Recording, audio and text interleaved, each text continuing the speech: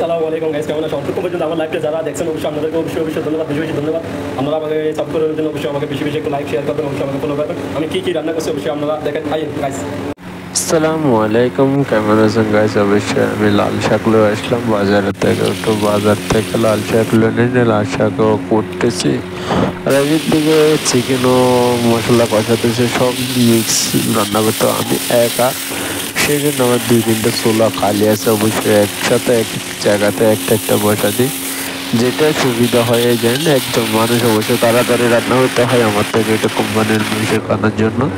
তো সেই জন্য আমি কী করি, একা একা তাড়াতাড়ি রান্না করি। অবশ্যই শাক হয়ে গেছে, অবশ্যই কেমন লাগছে আপনারা জানাবেন। আসলে লম্বা কি জানেন, আপনারা আমাকে একটু সাপোর্ট করবেন, রিকোয়েস্ট। কীটা লাগে গেছে, অবশ্যই কানা খেতে বসে গেলাম। রান্নাটা শেষ করে অবশ্যই মরিচ নিলাম, 3টে মতন ডাল নিলাম, মুরগিটা নিলাম। মুরগিটা আসলে জিন্দা মুরগি, এটা প্যাকেটের মুরগি না। অবশ্যই খেতে খুব ভালো লাগে আমার, তো বেশি বেশি খাইলাম, সবারও খাওয়াইলাম, আমিও খাইলাম।